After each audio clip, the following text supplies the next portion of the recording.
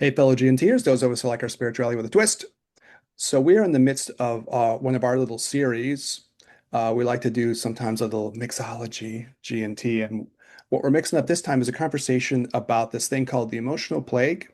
This is from the eccentric, quirky, but genius psychologist one Wilhelm Reich, and his ideas that societies and cultures can have these toxic ideas that can spread kind of like an infection through a culture. And he was talking about this before social media.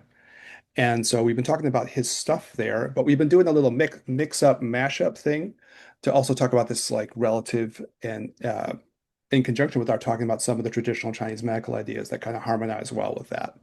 So that's been what we've been doing. And now we're really talking about, on the one hand, the lung and emotions of sadness and grief in TCM theory and how that fits into these discussions of like emotional plague stuff.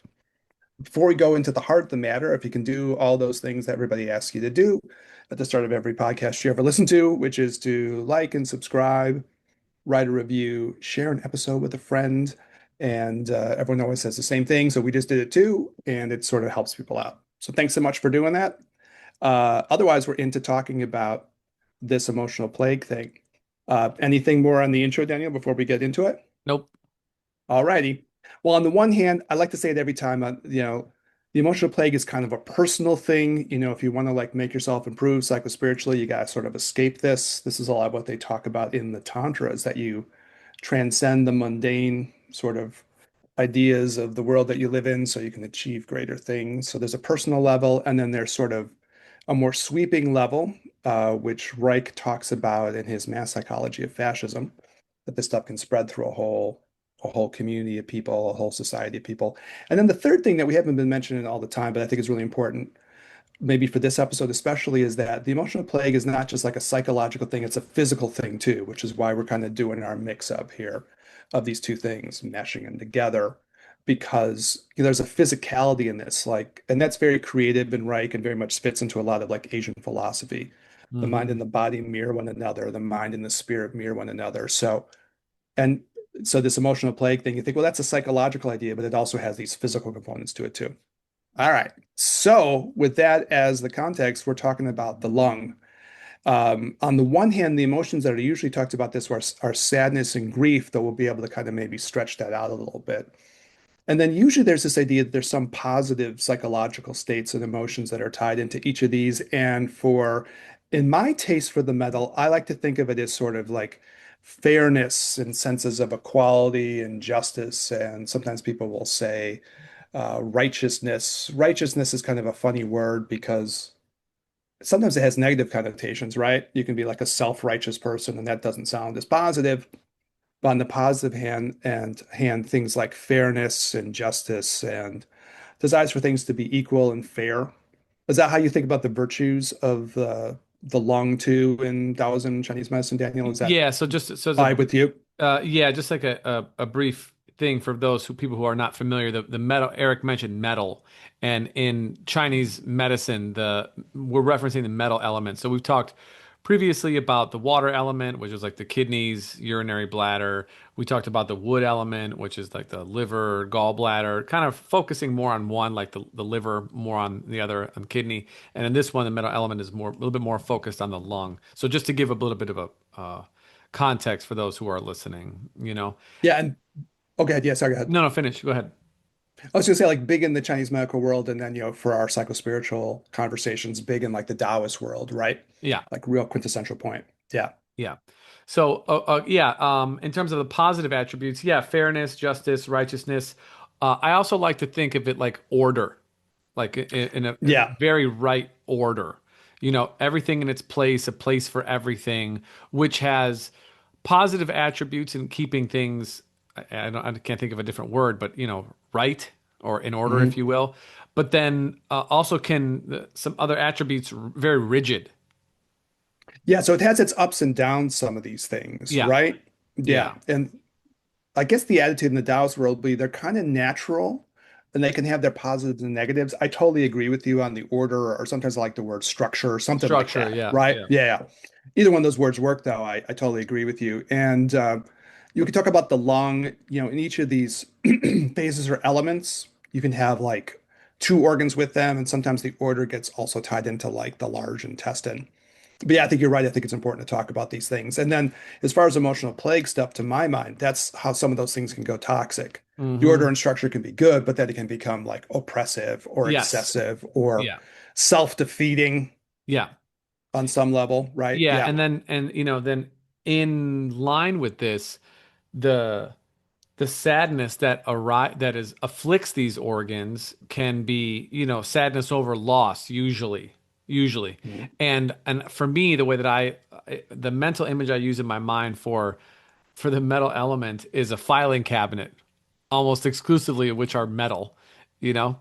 Oh, yeah, yeah, yeah. Uh-huh. And but then if you think about the loss of something from that, if you have an attachment to it, you will feel that the space where that one file once was.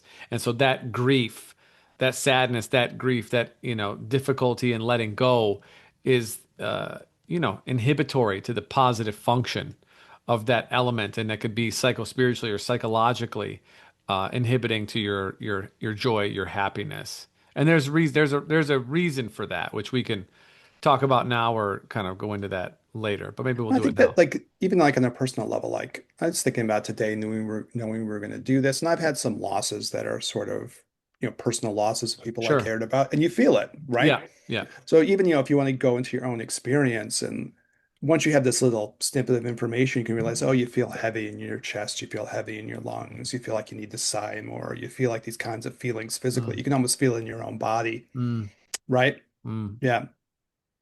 So I know you want to go into some of the more physiology behind that. I don't want to like, you want to do that now or, Yeah, well, so well, let me do this one piece and then we can go into that, right? And so we'll probably bounce around within this one, right? So yeah, yeah. I'm sure. Yeah. Hmm. So Eric, you can tell me where this comes out of. I don't always have the exact text, but I forgot I took a continuing education class and they gave this sort of discussion on this and why the lung, why sadness and grief with the lung in particular. And we've talked about this before, but we'll do it again now because it's nice to give a little bit of background for people who are not Chinese medical practitioners. And even those who are, they can always use a little refresher. Um, so there's this idea of we call them bodies, or maybe we can I don't know what's another word for bodies, Eric, and like like the Hun and the Po and the Jur. Oh, yeah, they're kind of interesting. They're kind of aspects of the psyche or the spirit, maybe, that Yeah, connect into the different organs. yeah. So that's it. Yeah. Yes, yeah, different. It's Yeah, it's really deep. So again, we're getting a little Taoisty. We don't actually do as much Taoism in our podcast, ironically no, enough. we So we're getting don't. a little of this Taoist stuff here, but Chinese medicine sort of talks like the psyche of the person, right, is Yeah, affected not only by the brain but also by the heart yeah, in major ways. yeah. But then with the heart also kind of has these connections into the other major organs surrounding it, right? Hmm. And each of those can also affect the emotions and the psyche in their own ways, right? And then you get these Hmm. different names that are put on sort of different aspects of the psyche that are tied into these organs. So for the Yeah. lung, it's this thing called the Po. Yeah. And the lung is the metal element is associated with kind of like the physical body. So the like we talked about the wood element that's sort of associated with like your dreaming body that at night where you go out and you travel at night in your dreams or whatever you do that's associated with that.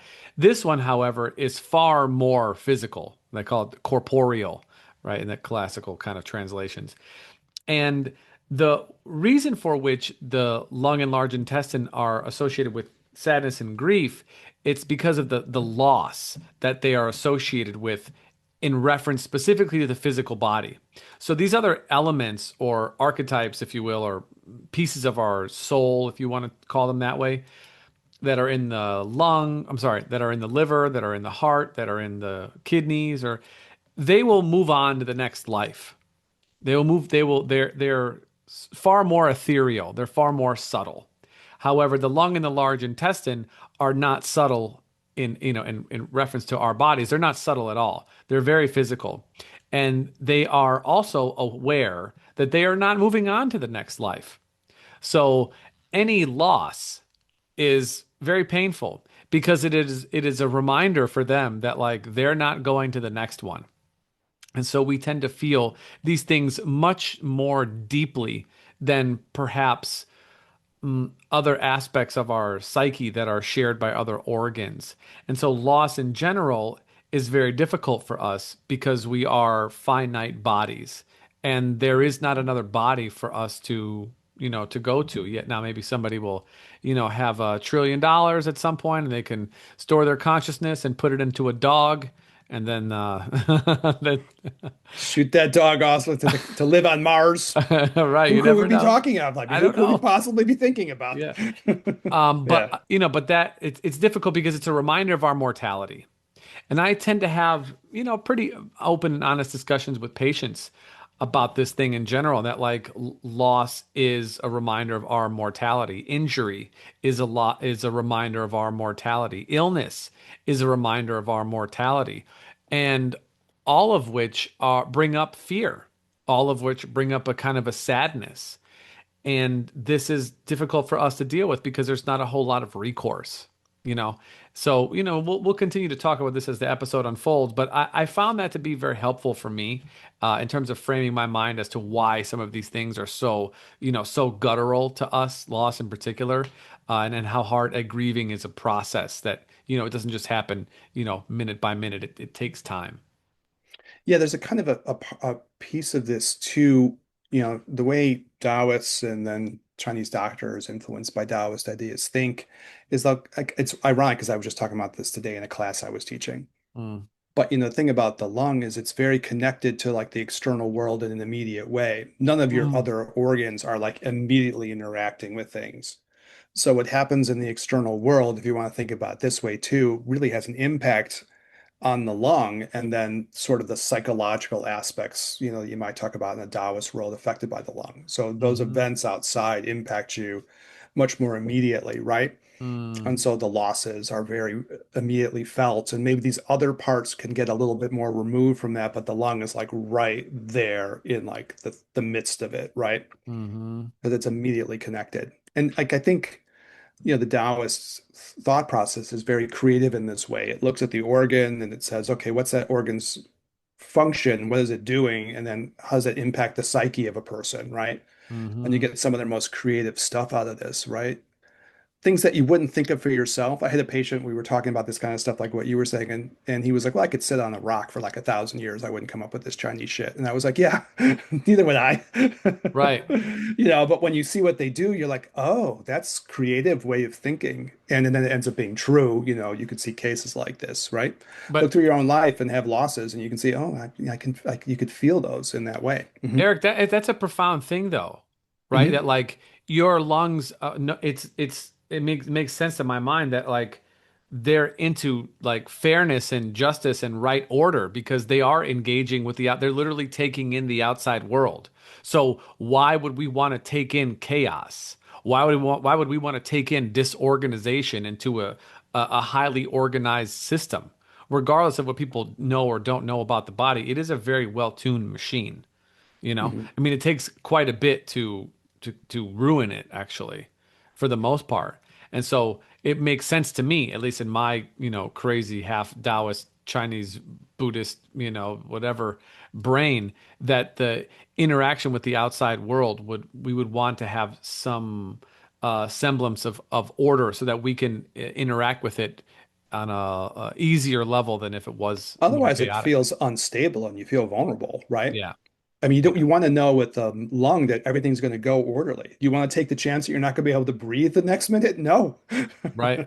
No, you want that to be reliable and consistent, right? Mm. Yeah, it's interesting. And there's other Absolutely. metaphors for this too. Like we all have to breathe in the same atmosphere around us. There has to be sort of a shared thing. So I want stuff to feel fair. We all get our chance to breathe the same air, right? Hmm.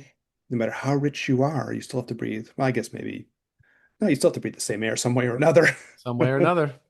Yeah, even Peter Thiel has to breathe this air, or whoever you want to talk about. Yeah. Yeah. Um, all right, cool. So, when I was kind of jotting down my ideas about this, and I imagine we're going to jump around with a lot of this, that I was thinking about the culture because we're talking about like what goes wrong in an individual level, and then where's the culture gone kind of funky. And there's different ways of talking about this, but I was just kind of thinking about all the elements of like sadness and grief that's happened, even in our lifetimes, right? Like we've had like multiple wars that have happened where there's been losses and, injuries to people. I mean, you lived through that in a very immediate way that we talked about Mhm. in episodes at times. And, I was talking with somebody in the last couple of weeks, just how many people came back injured, and you'd know somebody who had a partner who came back injured. It makes you sad talking about it. I can Yeah. feel it right now, right? Just so many people with that. And then we had economic losses, right? Financial crises and like people feeling super like losses within that and maybe still hasn't really totally healed, right? Right. On some level. I think those losses are still like there. And then we had a substance abuse crisis, right? Had. We still have. You're right. Yeah. I mean, it's It's just getting not, it's getting better, but it's not. Yeah.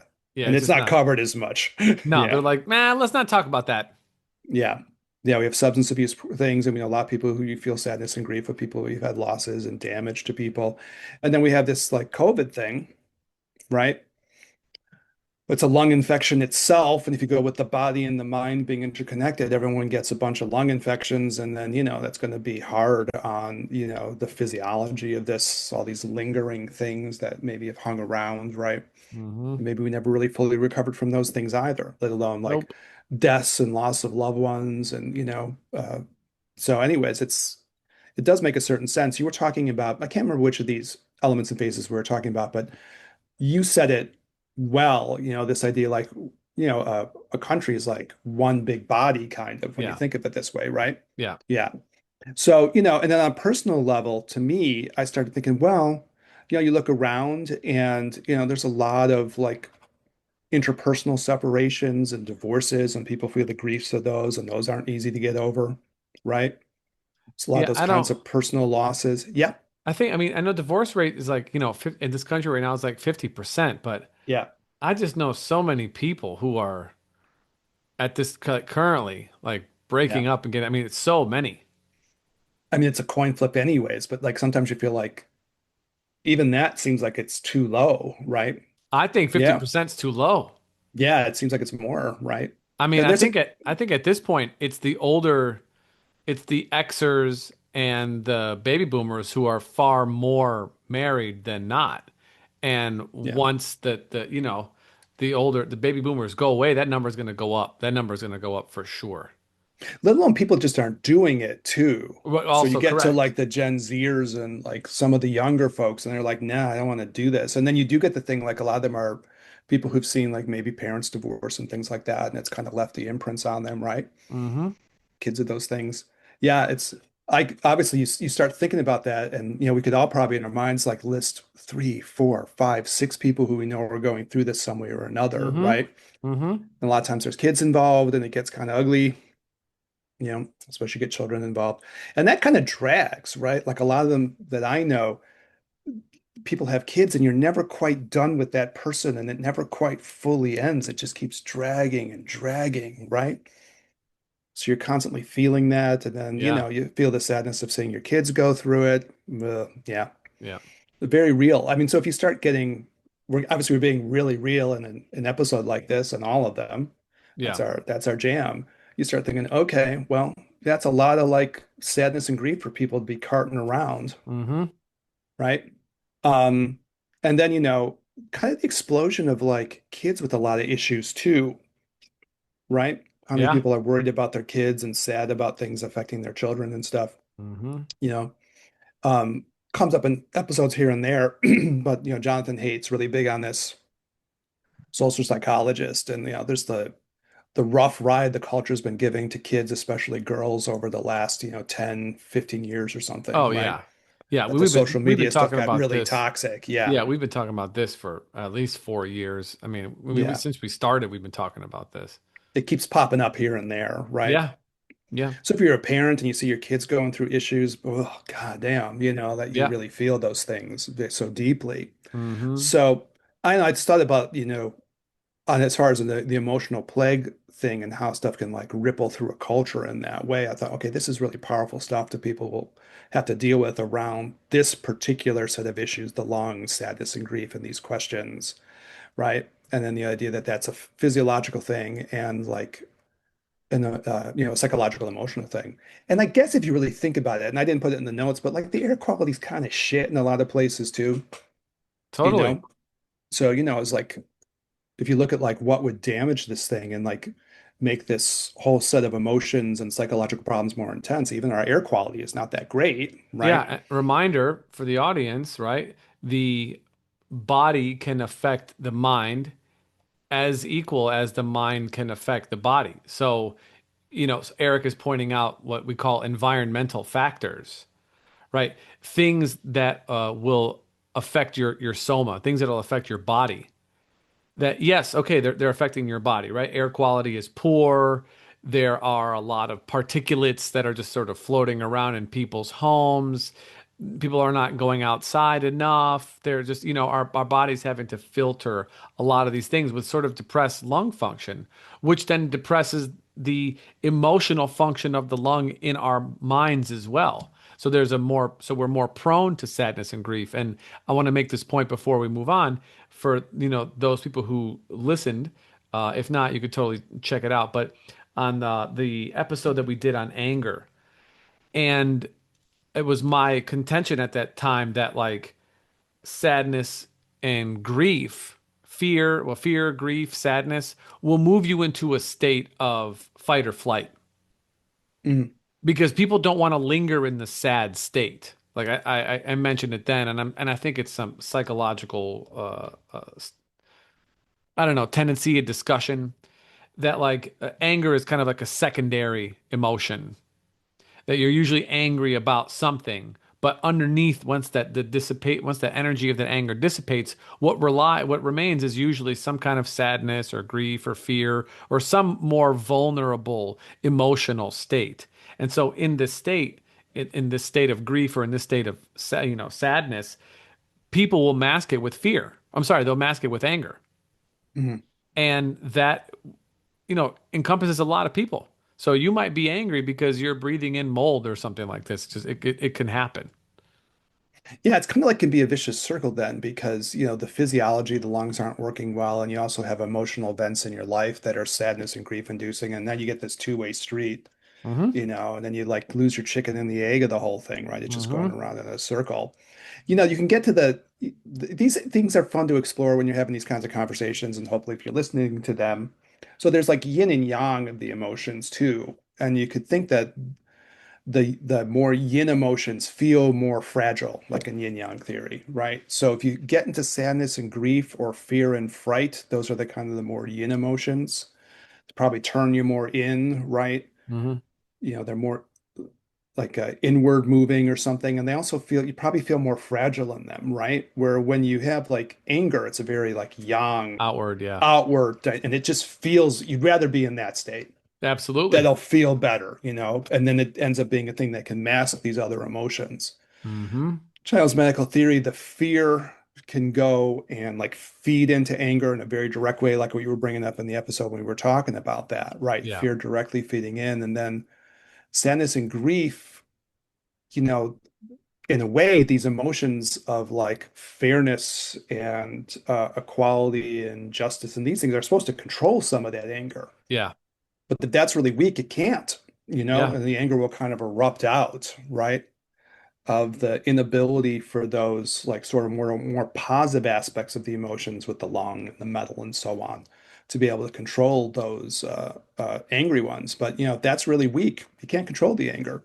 And No. it's a theory. I mean, you could say, why did the culture get so angry? We got multiple reasons why. We're exploring different Yeah. angles on them, but this is like part of a picture then, if you want to look at it from a Taoist Chinese medical point of view, for sure.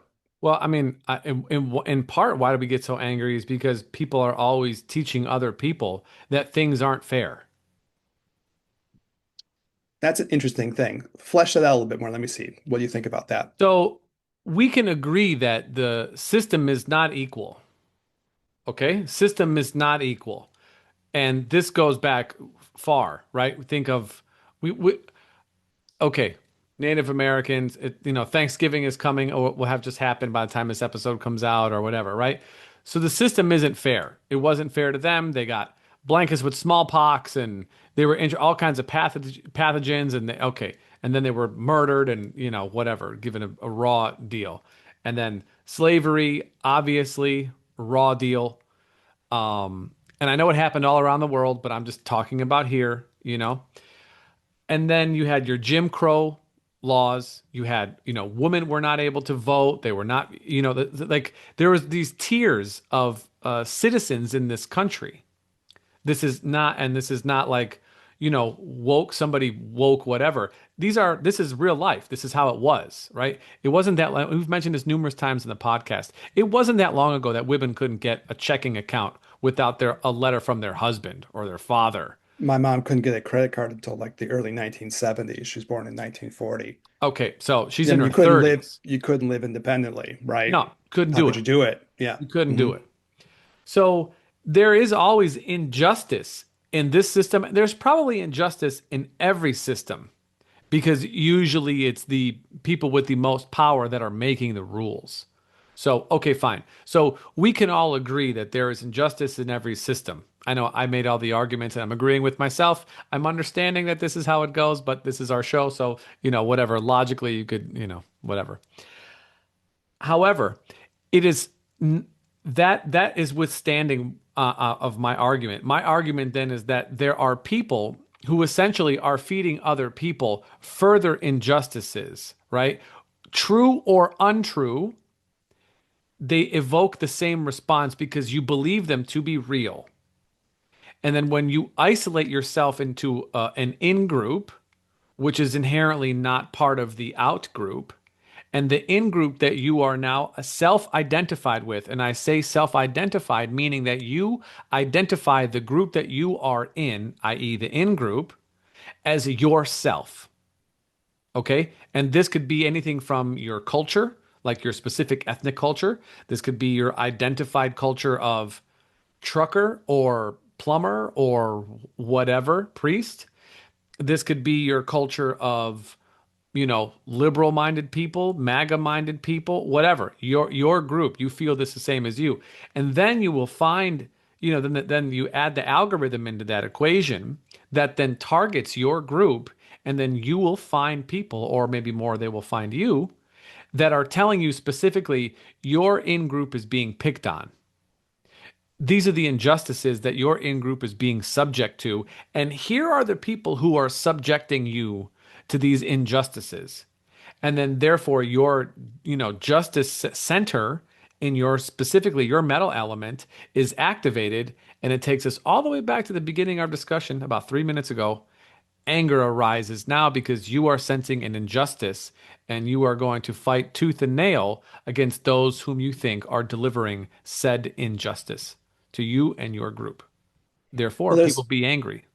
kind of like a propagandizing element to this, right? Yes. So you could fall into these like, however this played out. I mean, there's always been propaganda too. It's not like there's never been a time Correct. probably you don't have human propaganda, but there's like powerful propagandizing things going on.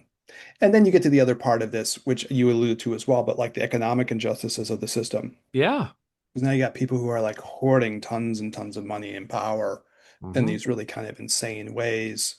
And other people like, we're trying to like people are trying to live on like scraps that maybe trickle down or something, right? Mm. Mm. Yeah, there's a whole theory around that. Just total bullshit. I always think of like Robert Thurman, who came on the podcast years ago, right? We got to reach out to him again at some point, Bobby Yeah, T. man. And we were just talking about trickle down economics and that, which is total bullshit. And he was commenting on that. I remember that in our intro. Anyways, uh, Does that make sense though, Eric? Do you understand what I'm saying? You feel me? Like, yeah, yeah, for sure. It's like in a certain sense, it's a little bit of a manipulation of the metal or something like a mm-hmm, mm-hmm, manipulation of the virtues of it. mm-hmm, You sort of like because they're not. I think for it to be truly fair, you have to be able to step back and have a kind of an equanimity, you might say, about mm-hmm. things. Let me take a step back and really, you think about the scales or something. Let me really take a step back and see if this thing seems fair or not. But you can rile people up around this, right? Last, Yeah, and kind of use uh, it against, other people. Hmm. last sentence of the Pledge of Allegiance. Do you remember it, Eric? I was just thinking about it the other day, with liberty and justice for all. There you go. Shout Yeah, out to the metal element right there. yeah, That's what's yeah. cool about, I mean, there's many things that are cool, but that's what's cool about this kind of like Taoist view of the psychophysical view of the body and of the mind, is that these things are all present in what it is that we are being taught and engaging with. So I hope that people find this interesting because, we always have, you know. It's like kind of like this idea that there's an intrinsic potential to show these positive qualities kind of like Yes. latently there, right? It's like kind of you could say the system is finely balanced, like you said earlier. These things are kind of like latently within that system, right? You could, if you want to frame it that way, there's a certain wisdom within it that can get tapped into. Yeah. Yeah. I mean, the whole Constitution and the Bill of Rights is a metal act. Putting order and structure on Yeah. something to try to create liberty and justice for in a flawed way. We have to acknowledge the Of history, course. deeply flawed. But underneath it, you could see there's a virtue that's trying to squeeze its way out through all the Yeah. prejudices and Yeah. other things are, don't want to be minimizing of any of the, the atrocious elements of things, but underneath you Correct. can tell there's something of wisdom that wants to try to force its way through, and it still Yeah. keeps on struggling to try to get out. Mm-hmm. I guess I was thinking about like that fairness, justice, equality thing. If you really have problems in the metal element, then you can get propagandized. Or one of the things that obviously goes wrong if you lose the sense of those virtuous qualities, then you can have the idea that you want to like seize power. Mm. And that whole thing of wanting to seize power is, toxic and obviously works against this sense of like equality. The whole thing of wanting to seize power intrinsically has within it this idea that I deserve to have power and you don't, right? Yeah. So this idea that I'm going to like seize the power away from you because I deserve it and you all don't. And that's obviously a toxicity within this, it works directly against the virtue of what this is supposed to be, right? Mm-hmm. Yeah.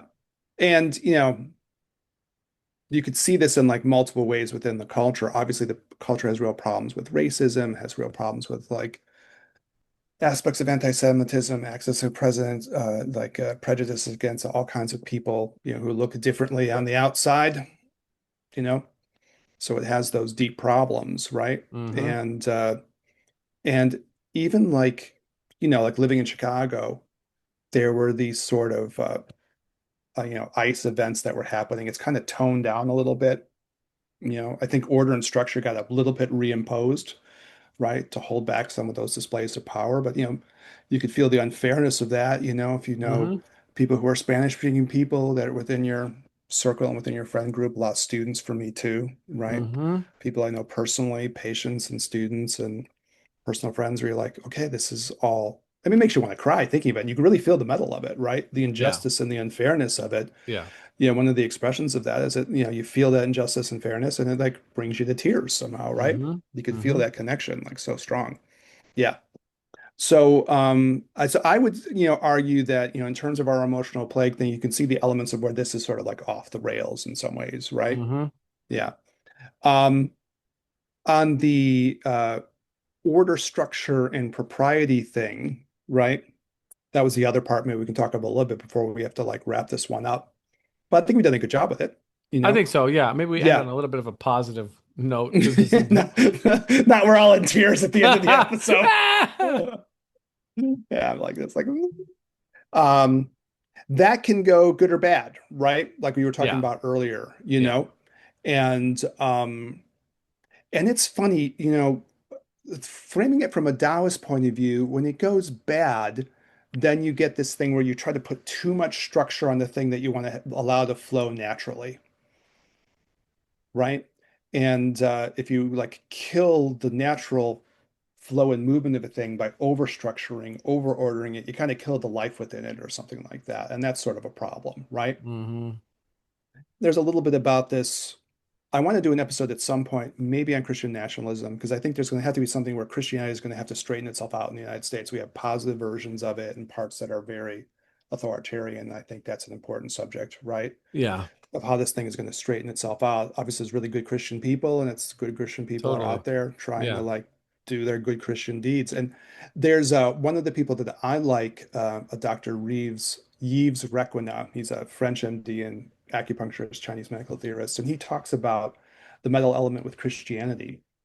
Mm, And when you look at that, there's multiple ways you could see that, both in the potential, the way it could go for good, or if it has problematic aspects, because in Christianity, and what can be very moving about it on the positive side of it, is you can get these things like, as we talked about in different episodes now, when this has come up, like Sermon on the Mount, fairness to everyone, the meek shall inherit the earth, and blessed are all the people who aren't getting justice now, because they will get justice and will establish a kind of a fairness for people. And that's the virtue of that, right? And mm-hmm, Christianity can be very powerful with that, mm-hmm, that part of the Christian message, which is everyone should be treated equally and everyone should be treated fairly and everyone should be respected as an individual spiritual being that deserves equal respect. It's beautiful, right? So the beautiful aspects of Christianity are there, right? mm-hmm, In those metallic qualities, because it does talk about like justice, don't you think? mm-hmm. In Yeah, very powerful ways, very yeah. moving ways, you and I were both at least partially raised within Christian households, right? There's Mm-hmm. Christianity floating around in our backgrounds, and that part's still moving to me. Even though maybe I'm not a Christian now in the same way, I feel that very deeply, Yeah. right? It's very beautiful, right? And also those elements of like, I'm willing to sacrifice a little bit to try to achieve those goals, right? That's a virtuous act, to do that. It's beautiful, right? And then on the other hand, though, you can get the things where you can get the parts that are like, I have an idea of how things are supposed to be, and my order and structure I have to impose on you. That's a problem. And obviously, any Orthodox system can go that way, right? Mm, Not just Christianity, but like I think in him pointing that out, that can happen. That idea that I'm going to impose the way I think things should be, my order and structure on other folks. No bueno, right? And the mm-hmm. downside of the mellow element being there, and some of these things can be kind of puritanical, right? Yeah. And you can get within that idea of wanting to impose a certain structure on others, you can get judgmentalness. Yeah. And I'm listening to a lot to people in these, we did the stuff on cults in the beginning of the whole thing, and I made kind of a point for the benefit of our podcast to listen to people who kind of broke out of some of these Christian nationalist spaces. And I love those that are really stayed Christian too, because you can see they're really wrestling with these questions within their own spirituality and faith. I deeply respect that, right? I bring it up in different episodes as we talked about this, but they're like, yeah, we were really judgmental people, and now we look back on that and we're like, we regret that. Mm, There was a judgmentalness that was sort of within this, right? mm-hmm. Where structure and order and all that, and the desire to impose that upon others becomes kind of toxic, Right. right? And that's how we thought about things. So we thought, here's how you're supposed to act in all these ways, and if you don't act like us, we're kind of against you, and beyond that, we deserve to like impose our thing on you, right? And I think that's what is straightening itself out in the United States some way or another. We have a branch of like our spirituality, our religion within our culture that has that thing in it, Yeah. you know, or on a more personal level, just to throw it out. I don't know what you think about this, and we're wrapping this up, but this transcending of like shame and guilt is part of this too, right? Yeah. Because there can be the color associated with the metal element and these things we've been talking about is white, and that has to do with like purification of something, right? It's kind of the imagery Mm-hmm. around this. You can take that for what it's worth. But even when you were talking about the Po earlier, corporeal, but if you look at the Chinese, it's white, the white spirit, right? Mm-hmm. And so some of that could be good. You can do spiritual practice and kind of purify yourself out, and that's not all bad. But then you can also get within this if the order and the structure and the rules get too heavy and too imposing, that can happen in, you know, religiosity, Christian and Yep. otherwise, then it's Yep. stifling. And you can walk around feeling a lot of shame and guilt, if the metal isn't healthy, The right? further conservative you go in any structure, in any system, the more structure there is. Yeah. And I'm really getting comfortable with that idea. Someone threw out in the words of like, it's not Christianity or Islam or any other religion, Hinduism or any of these, big religions you want to talk about that are the core of the problem. It's the more you go Orthodox, the more Yeah. problems you're going to have within it. Correct. Because it's going to get more and more what you were talking about earlier, rigid Yes. and more self-justifying and rationalizing of like, Mm-hmm. okay, now I deserve to impose this upon others. So now I'm going to do that, and I'm then warranted to do it by force, you Mm. know, and that's seems fair to me, Right. Yeah. To me, because From I'm the my one doing it. perspective, that looks just. Yeah. Seems good. If like you're not going to bring yourself to justice, I'll do it for you. Hmm. I'll purify you, even against your own will. I'll make it pure. Or if you've been like, I was raised Catholic, and some of this you internalize too, and Mm. this idea that you carry these shame and guilts about things, you know, Original sin. original sin, yeah, and bad feelings about your desires and we were talking a little bit off mic before we started, but part of Project 2025, which I started it out, I made it sound like the old Tweety Bird cartoon, 2025. Yeah. When we were talking earlier. Or as 20, now we're calling it 2020 twat. yes, terrible project. But they're going to eliminate pornography, and there's a whole scheme behind it. A lot of cleverness going into this. So they're going to like try to use economic means. And pornography is flawed. None of us are like saying pornography is the most awesome thing, but it taps into this idea of like guilt around like very Yes. basic, vital elements of human life and experience, right? Hmm.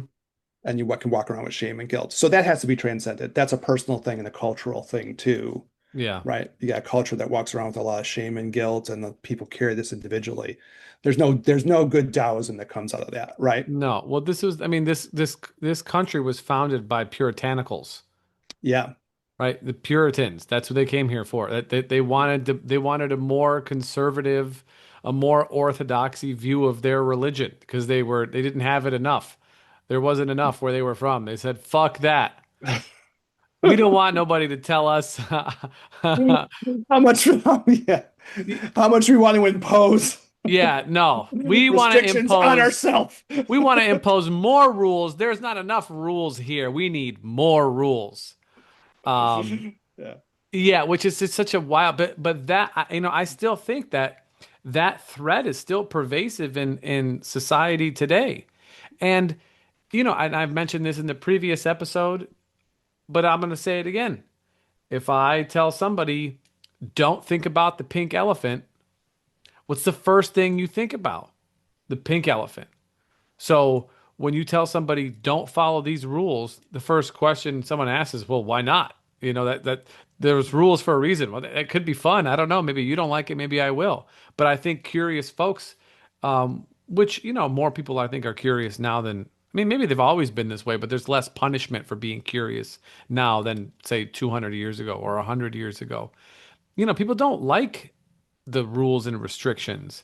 And so rules and restriction being in the center. On one side, people want the ability to explore and be free and create. And on the other one, they think that, I mean, I'm generalizing greatly, I realize. But on the other side, they'll say that, well, if there are no rules and there are no structure, again, these are very diametrically opposing views, but if there are no rules, there are no structures, well, then we're going to just divulge into chaos. And humans essentially are, chaotic creatures and have the capability for great evil and to ruin their lives and so on and so forth.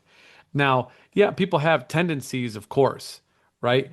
But I am just not of the belief that humans are bad. I am of the belief that humans, left to their own devices, will actually cooperate and will find common ground, will create a relatively cohesive culture that will deal with all the various things that they will have to deal with. I mean, we survived for a long time without much, under far worse conditions, and we're able to do that without completely killing off the entire species. It would stand to reason to me that we are far more cooperative creatures than not. And, I have people in my life who, believe different politically than I do. They're not opting for murder because someone doesn't hold the same view that they do. You know what I mean? Most people are good. Most people are good people.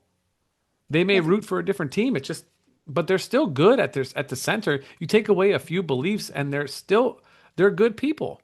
So I just don't believe that like the desire for more rules and regulations keeps us in a safer place. I'm just not under that belief. well, I Maybe mean, like that's naive. orthodoxy will always, go beyond the proper balance of these things, right? If you want to be Taoist about it, when you push something to its extreme, it tends to like fail, right? Or go to its opposite. You lose the Yeah. balance of it, right? Yeah. So you need a certain amount of something, like we were talking a little bit about music. I'm playing a little bit more guitar. Music has a lot of structure and order, and it can be Totally. beautiful, right? But if you like, you need to have the beauty of the structure and the proper context. But yeah, Mm. I'm convinced of the like it's a simple thing to say, and it's kind of obvious on some level. You push something too much too far, Yeah, it's going to go ugly, correct. right? You lose your balance of it. And again, I like the idea, like at a certain point for our podcast, what's happening? Well, we're in a way trying to present an alternative spirituality to things that are too orthodox. That is an undercurrent of what we Mm-hmm. do. Mm-hmm. Because, when you get to the spiritualities that are not that way, they're about freedom Yeah. and liberty and justice for all. Mm-hmm. Right?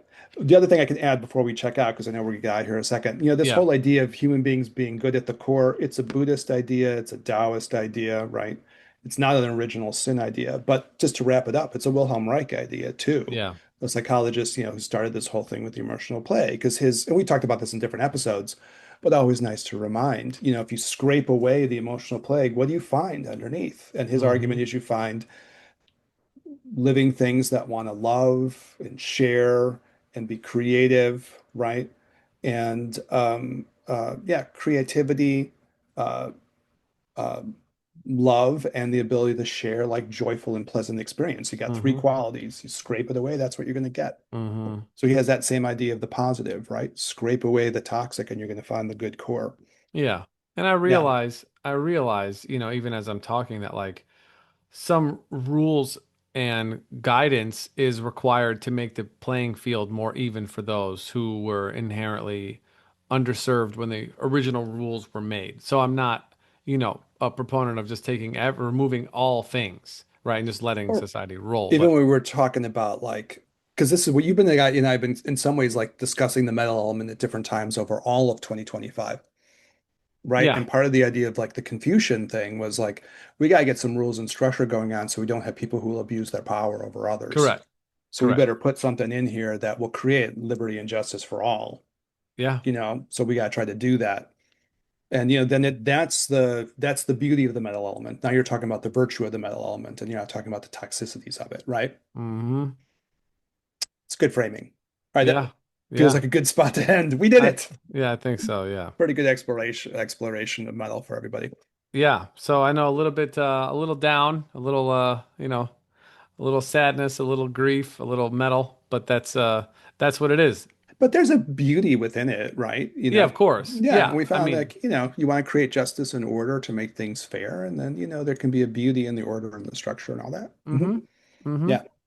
Yeah. Well, as We weren't always, we Eric. weren't totally dour about it. No, not totally, but it is a Oh, you felt it was I felt it was like we got to the sweet spot at the end. okay. Okay. Well, audience, you Yeah. you can for those 5% who is remaining, you can let us know if this was a downer or a illuminator or a, a we did it justice.